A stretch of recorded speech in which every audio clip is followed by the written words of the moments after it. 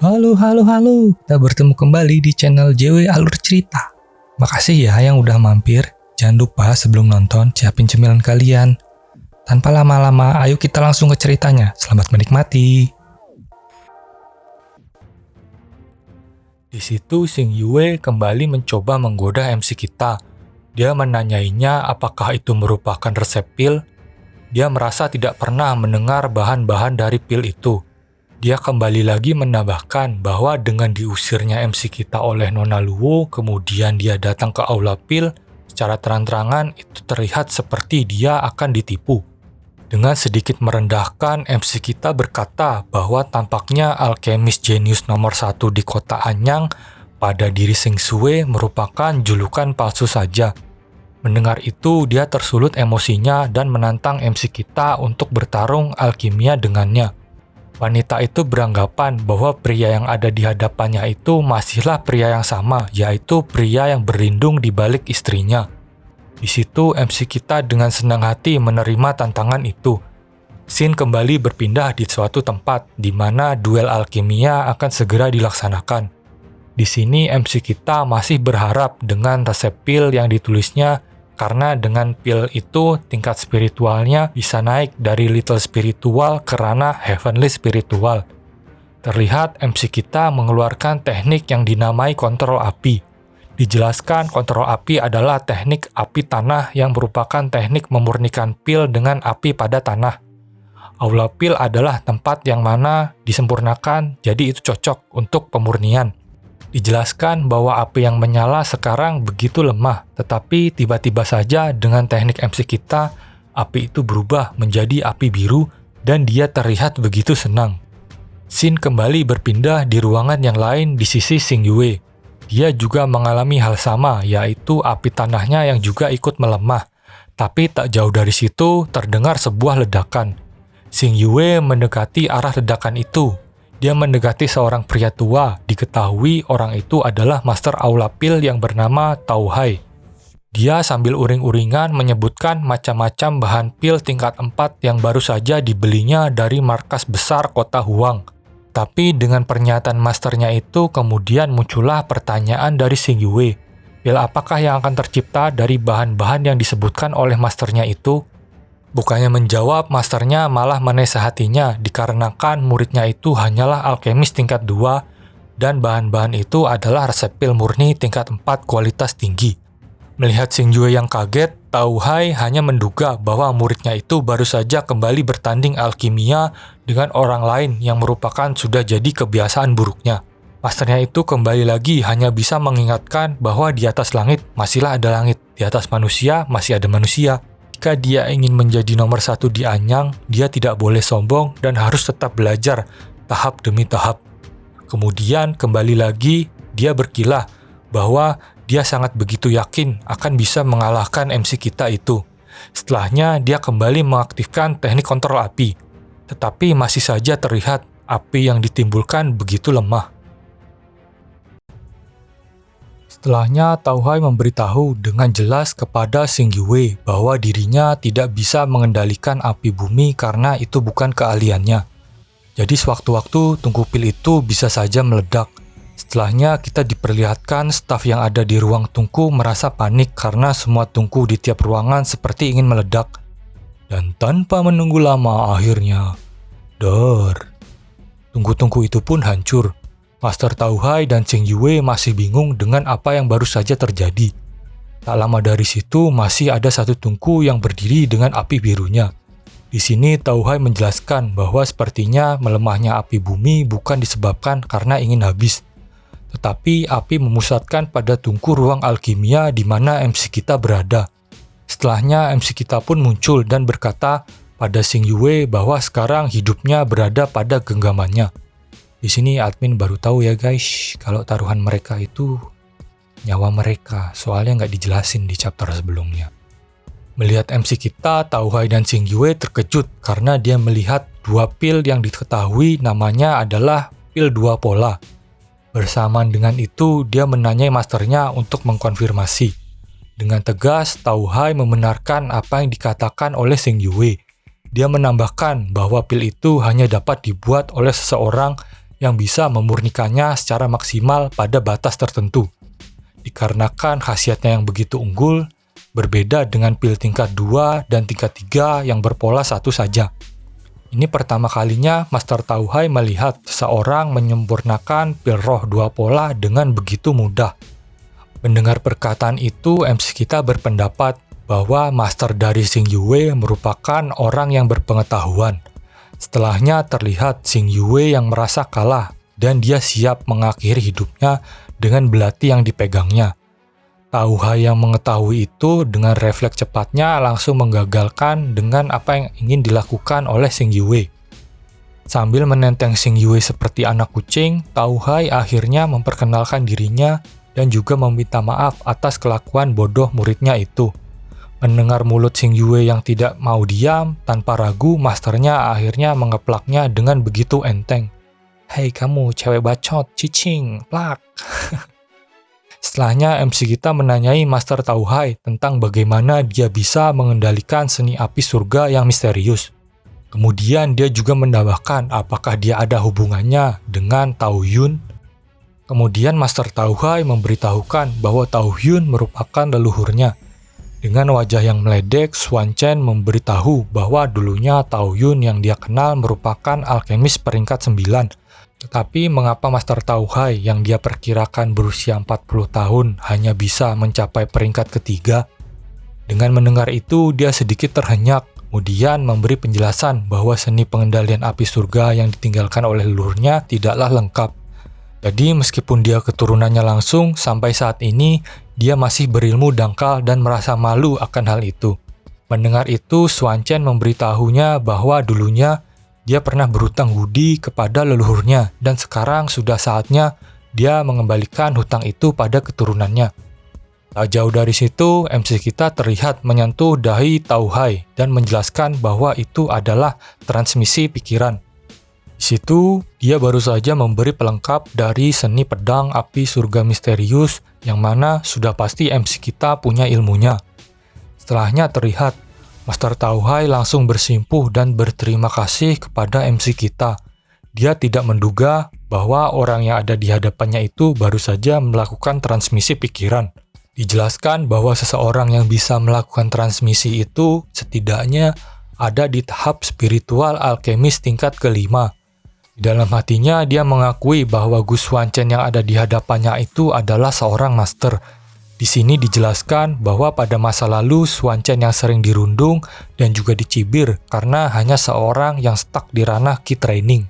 Tetapi Tao Yun saat itu membelanya dan memberi pelajaran pada orang-orang yang mengganggu MC kita. Dia tidak menyangka bahwa saat ini keturunan orang yang dikenalnya itu mengalami kejatuhan sampai seperti ini. Setelahnya dia kembali berbalik ke arah Xin Yue. Melihat itu, Xin Yue merasa harga dirinya telah hancur. Kemudian mengulangi perkataannya bahwa jika MC kita ingin menghilangkan nyawanya, dia dengan ikhlas memperbolehkannya. Untuk kedua kalinya, Xing Yue kembali dikeplak, tetapi sekarang oleh MC kita.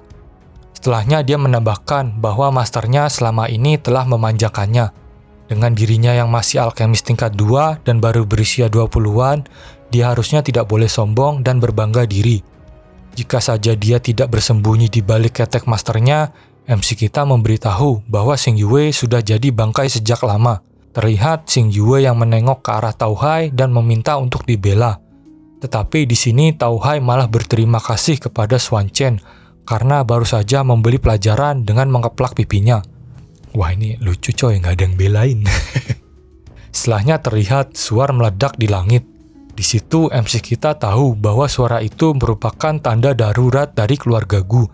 Scene kembali berpindah di aula keluarga Gu. Terlihat seseorang anggota keluarga yang diancam kemudian ditanyai di mana keberadaan MC kita saat ini. Di situ kontan dia menjawab tidak mengetahuinya. Setelahnya, cerot. Cairan merah orang itu baru saja mengenai anggota keluarga yang lain yang disandera.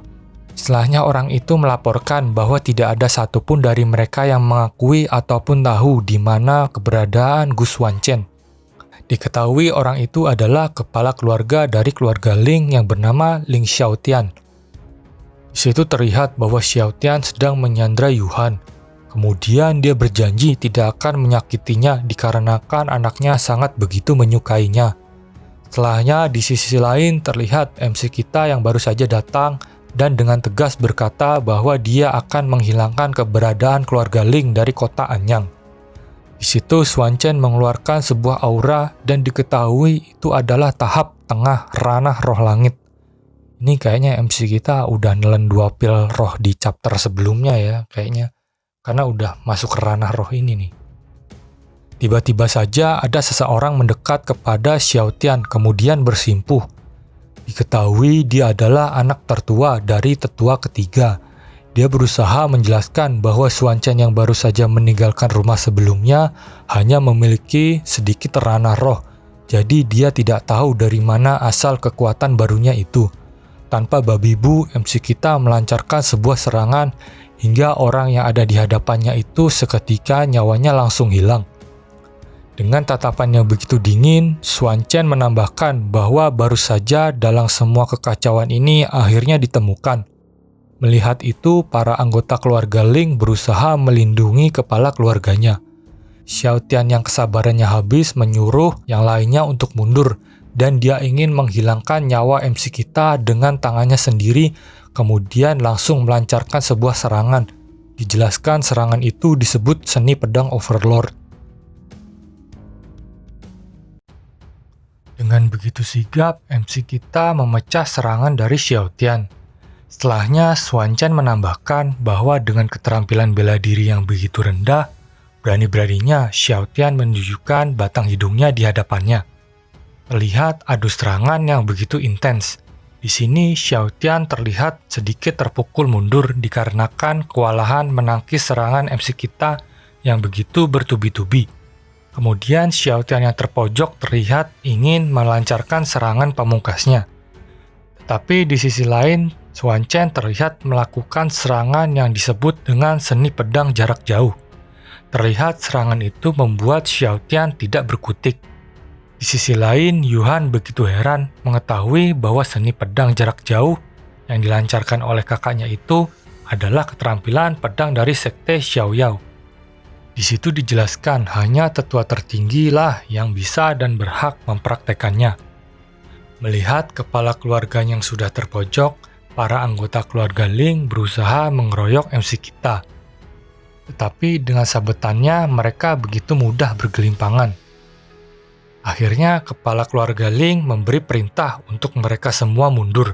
Tetapi dengan wajah yang menyeramkan, Xuan Chen mengatakan bahwa semuanya sudah terlambat.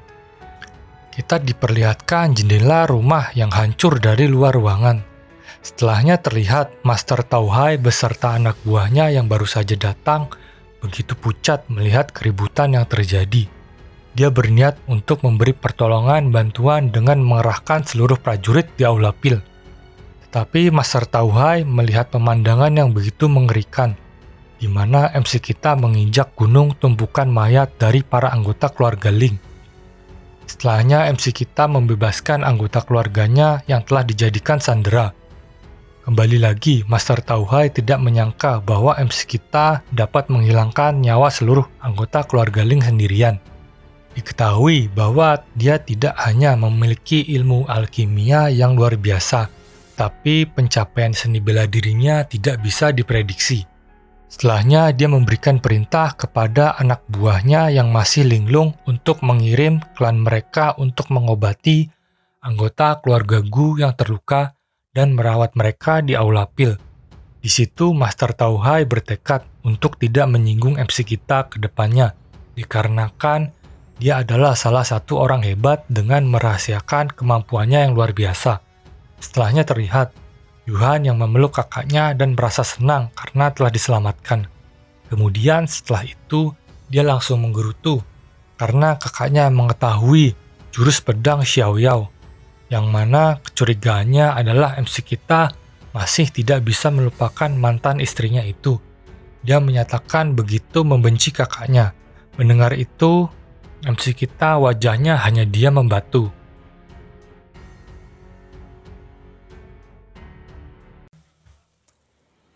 Terlihat Master Tauhai yang mencoba menengahi mereka. Dijelaskan bahwa pernyataan Yuhan sangatlah beralasan. Dikarenakan belum lama ini Luo Zhenxue baru saja diangkat sebagai murid oleh Tetua Mo kemudian merapat ke sekte Xiaoyao. Secara tidak langsung adiknya bertanya, apakah seni pedang tadi itu sebenarnya diajarkan oleh Nona Luo pada MC kita? Mendengar itu, MC kita langsung menanyai Master Tao tentang apakah hubungan sekte Xiaoyao yang dimaksud itu berkaitan dengan sekte Xiaoyao yang dia tahu yang mana terletak di Gunung Penglai. Master Tauhai kemudian sedikit menjelaskan bahwa 3000 tahun yang lalu, Kaisar Xiaoyao memang mendirikan sebuah sekte di Gunung Penglai, yang mana dikala itu menjadi salah satu sekte terkuat di benua Xingyun. Tetapi sekarang tidak lagi. Dikarenakan 700 tahun yang lalu, tiba-tiba saja kaisar baru sekte menghilang tak lama setelah kenaikan tahtanya. Kemudian musuh berdatangan dengan tujuan untuk membalas dendam. Tak lama dari situ, sekte Xiaoyao yang tidak memiliki pemimpin semakin hari semakin melemah dan pada akhirnya mundur ke perbatasan selatan yang kita ketahui adalah sekte Xiaoyao yang sekarang. Mendengar itu, MC kita termenung dan sangat heran. Karena dari jarak Gunung Penglai dan perbatasan selatan sangatlah jauh. Dia tidak menyangka bahwa murid dan cucu-cucunya mengalami kemunduran hingga sejauh itu. Dengan mengetahui sifat murid ke-10-nya, MC kita yakin bahwa cepat atau lambat mereka akan bertemu. Sebagai master, di sini dia pun bertekad akan mengembalikan keadaan sekte Xiaoyao kembali pada masa kejayaannya. Tak lama setelahnya, Xuan Chen bertanya kepada Master Tao tentang bukankah keluarga Luo memiliki keturunan laki-laki. Dia pun membenarkan keturunan laki-laki di keluarga Luo bernama Luo Tao, yang mana adalah seseorang yang melakukan segala kejahatan di kota Anyang. Dan dikarenakan keluarga Luo adalah kepala dari 8 keluarga besar, dan sampai saat ini tidak ada satupun orang yang berani menyentuhnya. Dengan begitu dingin, MC kita menanggapi bahwa keluarga Luo tidak akan menjadi kepala 8 keluarga lagi. Di sini dia beranggapan bahwa seseorang yang bernama Ketua Mo yang notabene adalah cucu dari muridnya tidak memiliki penglihatan terhadap Luo Zhenxue. Dia begitu kesal bisa-bisanya dia melindungi keluarga Luo. Ditambah, dia begitu bertekad untuk memperbaiki kekacauan ini. Setelahnya terlihat Xuan Chen yang buru-buru pergi meninggalkan rumah dan hanya memberi pesan kepada Yuhan bahwa anggota keluarga yang terluka untuk diserahkan saja kepada Master Tao dan tidak perlu repot, karena dia ingin pergi keluar sebentar untuk bersenang-senang. Scene kembali berpindah, kita diperlihatkan jamuan keluarga yang diadakan oleh keluarga Luo. Setelahnya ada 2 orang tamu jamuan yang merupakan kepala keluarga Wei dan kepala keluarga Liu. Mereka berdua memberi selamat kepada kepala keluarga Luo yang mana anaknya baru saja ditunjuk secara langsung untuk merapat ke sekte Xiaoyao. Diperkenalkan, kepala keluarga Luo ini bernama Luo Zihai. Tak lama setelahnya terlihat seseorang terpental dari arah dinding yang tertembus. Dengan begitu gagah, MC kita berkata bahwa dirinya menyiapkan hadiah khusus dikarenakan mantan ayah mertuanya itu sedang merayakan sesuatu. Kita diperlihatkan Xuan Chen yang membawa anak laki-laki keluarga Luo yang sudah babak belur di bawah kakinya. Melihat itu, Zihai sangatlah geram. Para tamu kepala keluarga lain juga mengecamnya karena dia tidak bisa berbuat sembarangan seperti itu. Karena keluarga Luo sekarang sudah di bawah perlindungan sekte Xiaoyao. Mendengar ancaman yang tidak jelas, wajah Xuan Chen malah tersenyum dan kembali mengejek mereka. Setelahnya, tanpa babi bu, MC kita menghantam tubuh orang yang dibawanya itu. Melihat anaknya yang dibogem, kepala keluarga Luo hanya bisa menjerit histeris dan meminta untuk Xuan Chen berhenti. Dan akhirnya bersambung. Wah, ini nggak ada obat nih MC kita nih, sacet-sacet, terus disikat. Sejauh ini, mudah-mudahan secepatnya kita bisa langsung update ke part berikutnya. Udah segitu dulu deh. Terima kasih buat teman-teman yang sudah menonton video ini.